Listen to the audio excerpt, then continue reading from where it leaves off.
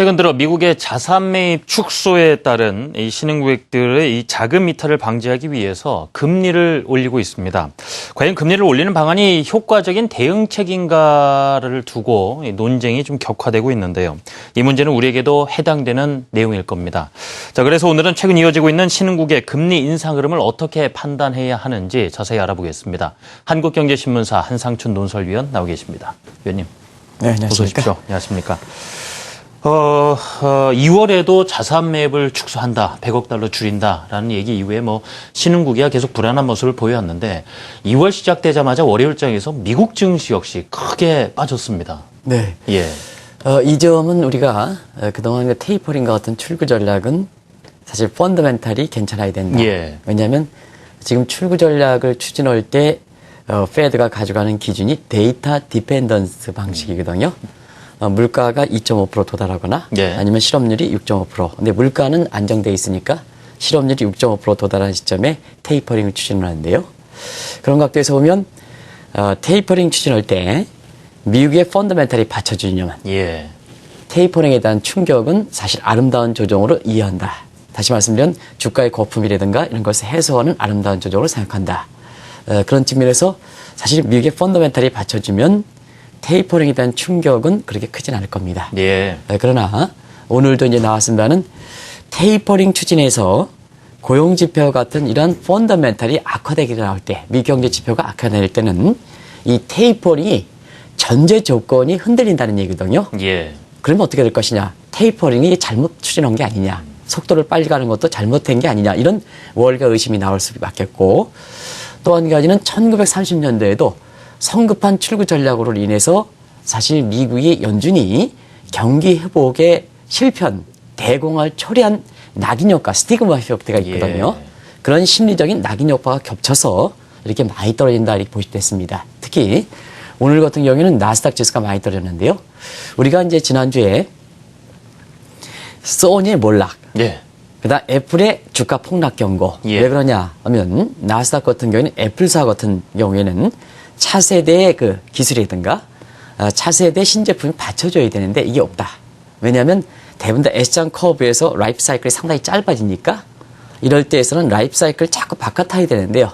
바깥하려면 소비자들의 기대 효용을 뛰어넘는 이러한 새로운 제품, 새로운 기술이 나와야 돼. 이게 없다 하는 그런 불안감이 있는 상태에서 오늘 테이퍼링에 따른 전제 조건에 해당되는 펀더멘탈이 상당 부분 의심스럽게 나왔기 때문에 예. 사실 그것이 겹쳐서 나스닥이 100포인트 이상 폭락하는 이런 사태가 발생했다. 이렇게 보시면 네, 이 되겠습니다. 급락 배경에 대해서 말씀을 해주셨는데요. 사실 올해가 시작될 때만 하더라도 글로벌 증시의 전망, 좀 낙관론 일색이었습니다. 하지만 IMF에서는 이례적으로 신흥국에 유입된 자금 이탈, 그리고 환율 이 부분이 급변할 가능성에 대해서 패텔 리스크로 꼽았었지 않습니까? 네, 이 점이 우리가 연초부터 국내 이렇게 증권사들이 낙관적으로 전망할 때 네. 기대 수익을 많이 낮춰야 된다 하는 이런 쪽으로 시청자 여러분한테 많이 말씀드려 왔습니다. 네. 왜 그러냐면 테이퍼링을 추진하면 일단 유동성적인 측면에서는 네거티브 캐리 트레이드 형성이 되고요. 이것은 뭐냐면 신흥국에서 자금 이탈이 되는 문제가 발생하고요. 두 번째는 신흥국에서 이렇게 많은 성장통을 갖고 있지 않습니까? 내부적으로 부정부패 문제라든가 여러 가지 생산 코스트 증가하는 문제라든가 이런 문제가 발생하는 상태에서 자금 이탈이 되면 그 고리가 형성돼서 잠복돼 있던 그동안 양적으로 정책에서 자금이 들어가서 잠복돼 있던 문제가 걷어내니까 성장통이 이렇게 사실 노출된다는 얘기입니다. 그런 각도에서 외화가 부족한 국가를 중심으로 해서 사실 대규모 자금 이탈에 시달릴 가능성이 있기 때문에 IMF에서는 국내 증시의 연초에 증권사의 낙관적 전망과 달리 상당 부분 패텔 리스크에 대해서 예. 상당히 강조했던 사항이거든요. 그런 사항이 지금 1월 중에 고스란히 전개되고 있다 이렇게 보여졌습니다. 그렇군요. 지금 이 신흥국의 자금 이탈, 특히 외화가 부족한 국가들의 경우에 자금 이탈이 될 경우에는 자국 통화의 가치가 급격히 떨어지면서 큰 어려움을 겪게 될 텐데요. 그럴수록에 환율 방어가 상당히 중요하지 않겠습니까? 환율 방어가 초기 단계에서 왜 중요하냐면요. 예. 자금 이탈을 할 때 환율을 방어하지 못하면 자금 이탈과 환율 상승이라는 건 자국 통화가 미 달러에 대해서 가치가 떨어지는 거죠. 예. 그래서 자금 이탈과 환율 상승 간의 악순환 고리가 형성된다는 의미입니다. 그러면 예. 위기로 치밀겠죠? 네. 그래서 초기의 환율 방어가 상당히 중요하다 이렇게 보시면 되겠는데요. 그런 각도에서 보면 1997년에도 당시에 우리가 OECD 가입해서 경상수지가 상당히 적자가 확대되는 상황에서 대규모 다기 이탈이 됐을 때 그때 강경식 전 장관이라든가 이런 사람들이 한국의 펀더멘탈이 괜찮다 이렇게 하면서 초기 대응에 사실 소련감이 있거든요. 결과적으로 보면 초기 대응에 실패하는 상태에서 예. 자금 이탈과 우리 원달러 환율이 사실 상승하는, 그래서 시청자 여러분도 1997년에 한국의 원달러 환율이 2000년대까지 넘었습니다. 이런 과정에서 결국은 에스컬레이트 하면 외환보험을 아무리 집어넣더라도 사실 그 기대 수준을 꺾기가 어렵거든요. 그러면 외환보유가 소진되니까 예. 결과적으로 외환위기를 발생한다. 그래서 지금 그러한 경험이 있기 때문에 초기의 환율 방어가 그래서 중요하다 하는 걸 말씀드립니다. 예. 지난해 같은 경우에 연내, 그러니까 2013년 안에 그래도 양적 완화를 축소하는 쪽으로 어느 정도 가닥이 나올 것이다라는 이제 예상도 나오다 보니까 신흥국 입장에서도 자금 이탈이 좀 우려는 되니까 미리미리 좀 막아보자는 차원에서 다양한 정책이라든가 환율 방어책을 좀 사용을 하지 않았었습니까? 네, 과거에 그 신흥국들이 학습 효과 때문에 예. 그 학습 효과 때문에 사실 비교적 이번에는 빠른 대응을 해왔다 이렇게 볼 수도 있습니다. 예. 근데 얼만큼 효과가 있느냐 하는 문제는 또 문제인데요. 예. 그런 과정에서 환율 방어를 위해서 쓸 수 있는 대책은 거의 써왔죠. 그래서 사실 초기에 첫 번째는 예. 외환보유를 집어넣는 시장 개입에 나섰고요. 그 다음에 금리를 일제히 올리는 이런 단계도 조치를 취했고, 그 다음에 자금이 나가니까 자금 유입을 촉진하기 위해서 예. 브라질 같은 경우에는 이렇게 토빈세 이런 것도 폐지하고 외환거래소도 폐지해서 나가니까 유입 촉진을 위해서 그런 정책도 취했었고, 그다음에 펀더멘탈리 경기를 부양하는 정책. 그래서 있을 수 있는 정책은 모두 정책을 피웠는데요. 예. 사실 이것이 효과를 거뒀느냐 하는 측면에서는 그동안 양적 정책에서 풀린 자금이 워낙 많지 않습니까? 그죠? 예. 왜 그러냐면 미국만 하더라도 지금 3조 5천억 달러 이상, 그다음에 일본과 유럽을 보면 1조 5천억 달러, 그다음에 이런 것을 포함한다면 5조 달러 이상이 되다 보니까 비교적 신흥국들이 초기에 환율을 방어하기 위해서 초기에 신속하게 대응하고, 네. 그다음에 쓸 수 있는 대책도 컸지만 워낙 양적 정책 규모가 컸기 때문에 이거에 따라서 사실 자금 이탈에 따른 어떤 그런 부작용을 꺾고 넘을 수 있는 대책은 못 되기 때문에 예. 사실 일부 신흥국가를 중심으로 해서 지금 금융시장이 혼란을 겪고 있다 이렇게 볼 수 있습니다. 효과 지지부진에 따라 말씀해 주셨는데요. 이 신흥국들이 이렇게 선제적으로 자금 이탈 방지책이라든가 환율 방어책을 내놨는데 이 정책에 따라서 시장에는 과연 어떤 변화가 있었는가, 이 부분을 더 자세히 들여다보면은 그 효과에 대해서도 알아볼 수 있을 텐데요. 네, 일단은 그 지금 신흥국들이 당하는 네. 문제는 사실 어제도 정경진이 주최한 그 자담회에서도 그런 얘기를 했는데요. 예. 신흥국 자체 문제에서 발생하는 거냐, 정책 기조 변경에서 발생하는 거냐, 신흥국의 금융 불안 문제가 전부 신흥국에 문제가 있어서 이렇게 당하는 문제는 아니다 하는 것은 예. 정책 대응 측면에서 우리가 좀 구별해야 된다 하는 이런 측면인데요. 이게 중요한 문제는 사실은 그렇습니다. 지난 5년 동안 내지는 6년 동안 양적으로 정책, 그것도 5조 달러 이상 풀리는 이러한 예. 상태에서 지금은 자금 규모를 축소해 나가니까 결국 정책 기조가 변경되지 않습니까? 네. 이 정책 기조 변경에 따라서는 신흥국도 영향을 받는 거고 미국도 미국을 비롯한 선진국도 영향을 받는 거다. 그래서 이 부분은 특별히 신흥국에 문제가 있어서 당하는 건 아니다 하는 예. 것을 말씀드리는데요. 그러나 지금 정도 차이를 볼 때는 신흥국, 그중에서도 외화의 캐시플로우가 안 좋은 국가들이 상당히 많이 지금 혼란스럽게 보이죠. 그런 상태에서 보면 우리가 정책 기조의 변경에 따라서 신흥국, 선진국 가릴 필요 없이 금융 불안이 당하는 문제, 이런 문제, 그 다음에 신흥국 자체적으로 외화의 캐시플로우에 따라서 자금이 들어갔으니까 빠지는 상태에서 외화의 부정 문제라든가 내부적으로 갖고 있는 문제에서 당하는 문제, 불안 문제, 이걸 예. 구별해서 나눠봐야 되지 않느냐 하는 생각이 듭니다. 모든 금융 불안 문제를 신흥국에 문제가 있어서 이것을 전부 신흥국의 금융 불안 문제로 전부 원인을 지적한다면 사실 신흥국의 금융 불안 문제에 대해서 정책적인 대응 문제에서 너무 가행적인 또 대책이 나올 수가 있습니다. 예. 이것이 프라이머리 이펙트보다는 세컨드리 이펙트가 더 중요하다는 거. 정책 대응에 따라서는 지금의 첫 번째 나타난 효과보다는 후속적인 조치가 나타나는 세컨더리 이펙트가 사실 이게 더 중요한 거거든요. 그런 측면에서는 우리가 정책 기조 변경에 따라서 선진국, 신흥국 가릴 것 없이 나타나는 금융 불안 문제.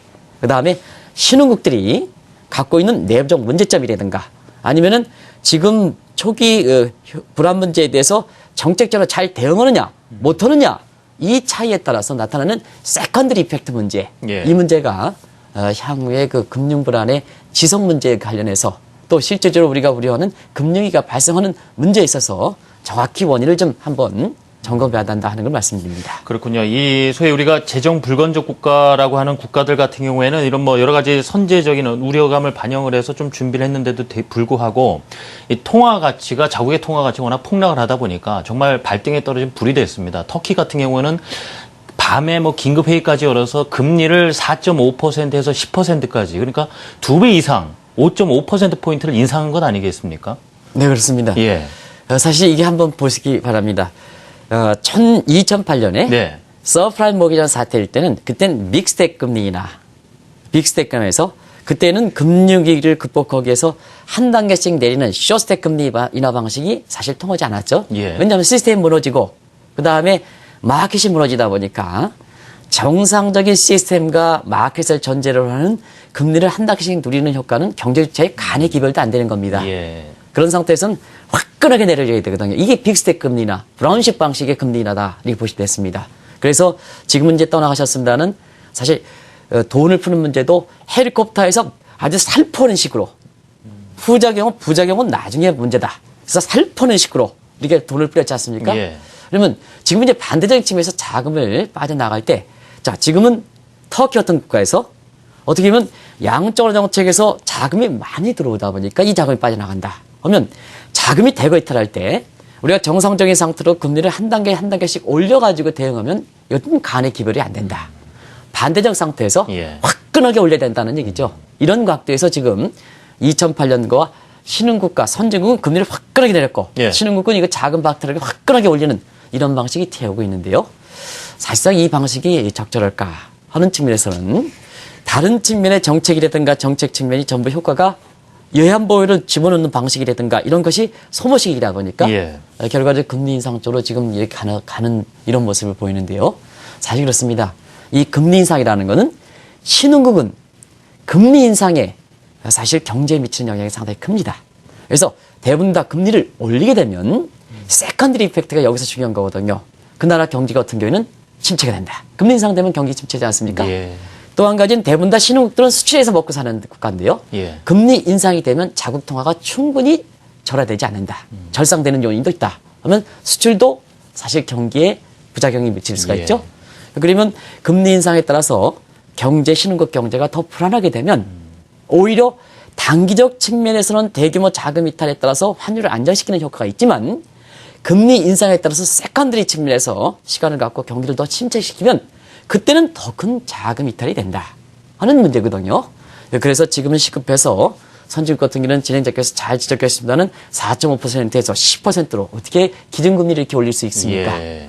급한 마음에 이렇게 올린다 하더라도 우리가 이것이 사실 신흥국의 적절한 대규모 자금 이탈 방지로서 적정할 것이냐 하는 문제는 사실상 또 한 번 생각해봐야 된다 이렇게 보시면 되겠는데요. 예. 이런 각도에서 이달에 열리는 G20 재무장관 회담에서 이 섬에서 신흥국들이 금리 인상 방안 이 방안에 대해서 한 번 정도는 좀 정책 공조 차원에서 자제할 필요가 있는 이런 결과가 좀 도출할 필요가 있다는 걸 말씀드립니다. 예, 참 그런 여러 부작용을 감내하면서까지 좀 긴급 처방을 내린 상황인데요.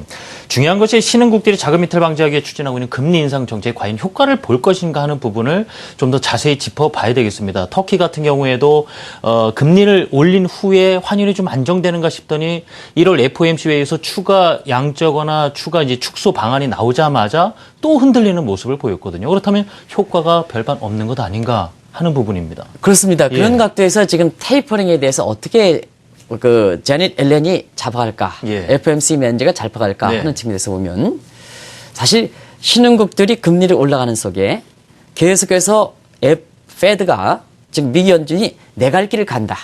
다시 말하면 테이퍼링의 규모를 계속해서 축소해 간다면 지금 이 신흥국들이 금리를 인상하는 이 문제는 사실 미온적 효과에 그친다. 지금 말씀하신 대로 예. 1월 28일 날 연준회에서 전형적으로 모습을 보였지 않습니까? 예. 그런 측면에서 보면 두 가지 각도다. 하나는 사실 이 시점에서 페드가 오늘도 이제 나타났습니다는 경제 지표가 그만큼 테이퍼링을 추진한 만큼 사실 미국의 경제 상황이 튼튼했을까 하는 측면에서는 다시 한번 페드 입장에서 이것을 점검할 필요가 있다. 예. 오늘도 이제 파이셜 타임스에서 사실 좋은 지적을 했습니다. 테이퍼링은 경기를 안정 대책이다. 그래서 테이퍼링을 추진하는 것은 경기 안정 대책인데 당신 무슨 얘기했냐 이렇게 시청자분이 여기시는 분이 있습니다. 사실 테이퍼링은 양적 완화 정책과 동일한 상태에서 경제 안정 대책입니다. 예. 근데 양적 완화 정책은 무슨 놈의 경제 안정 대책이냐 하면 그때는 자금이 없을 때 자금을 풀어서 금융시장과 경기를 안정시키는 대책이고 지금은 뭐냐 경제 펀더멘탈 측면에서 너무 자금을 많이 뿌려대면 자산 부분에 거품이 발생하지 않습니까? 네. 그래서 그 자산 부분을 거품을 이렇게 해소하는 경기 안정 대책이다. 전제 조건은 자 펀더멘탈은 안정이 돼야 된다는 얘기입니다. 네. 근데 지금 상태에서 나오는 걸 보면 미국도 저렇게 300포인트 이상 떨어지고 나스닥도 100포인트 이상 떨어지는 데는 이 테이퍼링은 전제 조건에 해당되는 경기의 안정적인 측면에서는 혹시나 이 버냉키라든가 제닛 앨런이 잘못한 게 아니냐. 이런 각도에서 미국의 월간에서도 벌써부터 1930년대 성급한 출구 전략에 따라서 사실 미국 경제를 다시 침체시키는 이런 에클스의 페일러, 즉 에클스의 실수라는 이런 우려가 나오는 상태거든요. 예. 그런 상태에서 보면 사실상 미국의 페드에서 테이퍼링에 대해서 한 번 정도는 더 이렇게 점검할 필요가 있지 않냐 생각하는데요. 만약에 그렇습니다. 이 문제가 전제되지 않을 때는 미국은 괜찮으냐? 미국은 그렇지 않습니다. 왜냐하면 지금 상태에서 말씀드린 같이 금리 인상에 따라서 신흥국이 경제가 어려워지면 자 테이퍼링에 따라서 미국만 안정하냐? 그렇지 않습니다. 신흥국이 경기가 불안하면 미국도 신흥국에 수출해야 되죠? 수출해야 되니까 예. 결국 미국 경제에 오히려 테이퍼링 추진에 따라서 신흥국이 불안하고 경기가 침체될 경우에는 선진국에 다시 되돌림을 하는 피드백 효과. 소위 이것을 전문적인 용어로 리버스 스피러버 이펙트다. 역풍에 시달린다는 얘기거든요. 그런 상태에서는 사실 미국도 자유로울 수가 없기 때문에 지금 시점에서는 초기에 이 금융 불안 문제가 너무 생각보다 더 증폭되게 나왔기 때문에 미국 나름대로 테이퍼링에서 재점검하고 그다음에 신흥국은 갈 길이 빠르다고 해서 금리를 성급하게 올리는 이 대목은 서로가 조화를 있을 필요가 있지 않느냐. 이런 앞으로의 시나리오가 그런 방향으로 전개되지 않겠느냐. 근데 이 상태에서 자국의 이익을 앞서서 미국은 테이퍼링 그대로 가져가고 네. 신흥국들은 급한 김에 금리를 인상하는 이런 문제가 되면 지금의 문제가 사실 서브데믹 현상, 신흥국의 국부적인 불안 문제가 아니라 전부 세계의 전체 문제가 되는 팬데믹 현상이 된다. 예. 그러면 세계 경제가 아주 안 좋게 되겠죠. 그래서 앞으로의 갈 길은 미국은 테이퍼링 재조정하고 그다음에 신흥국들은 금리 인상 문제에 대해서 성급하다고 해서 그런 쪽으로 가져가는 이런 문제에 대해서 좀 자제할 필요가 있는 이런 정책 방안이 나와야 된다는 걸 말씀드립니다. 이런 변화 속의 이 격동기 속에서 우리는 과연 어떻게 대응해야 할까 하는 부분이 고민스러운데요. 일부에서는 금리를 올리자는 시각도 있습니다만 그런 부작용이라든가 앞서 신흥국들이 금리 인상에서도 보여준 효과를 봤을 때 참 고민스럽습니다. 예. 근데 이 대목은 사실 그동안 많이 말씀드렸기 때문에 지금 간단히 좀 말씀드리겠습니다. 알겠습니다. 선진국의 테이퍼링에 대해서 네. 신흥국들이 금리 인상하다 보니까 네. 한국은행도 금리 인상 이렇게 할 필요가 있는 게 아니냐 이런 시각들이 지적할 수가 있습니다. 분명히 지금은 금리 인상하면 우리가 지금 환율 문제가 가장 큰 문제인데요. 그런 상태에서 대규모 경상수지, 그다음에 위안보이고 과다. 거기에 금리 인상까지 되면 환율이 안 좋다. 같은 신흥국에서 하더라도 우리가 환율이 가장 불리해진다 하는 예. 문제를 말씀드리는데요. 그런 측면에서 또 우리 내부적으로 보면 주택 경기 안정이라든가 이런 측면에서 보면 금리를 인상하는 이런 측면은 안 되겠죠. 그래서 한국 같은 경우에는 앞서도 일전에 예. 말씀드렸지만 금리 인상, 신흥국들이 금리 인상한다고 해서 금리 인상 이렇게 같이 가져가는 것보다는 사실 자금을 좀 푸는 것이 낫다 하는 걸 말씀드리고요. 또 한 가지는 예. 글로벌 동조화라는 것은 중심국의 동조화지 신흥국, 우리보다 낮은 국가의 동조화는 아니라는 얘기입니다. 우리가 리더격의 동조화지 네. 우리보다 밑에 있는 국가의 동조화는 아니다. 정책 협조 그러니까 신흥국이 금리 인상하니까 우리도 금리 인상해야 되지 않냐 이런 시각인데요. 그럼 우리보다 낮은 국가의 금리 인상 문제니까 거기에 정책 협조를 가는 건 아니다. 예. 그래서 항상 뭐냐면 위덕격에 해당되는 세계 금융시장, 세계 그 중앙은행 기업과 같이 이렇게 가주는 것이 현재 한국의 경제 발전 단계 국제 위상으로 볼 땐 더 정확한 공조 방안은 문제다 하는 걸 말씀드립니다. 감사합니다. 자, 이렇게 해서 지금까지 한국경제신문사 한상춘 논설위원과 말씀 나눠봤습니다. 위원님 잘 들었습니다. 네, 고맙습니다. 감사합니다.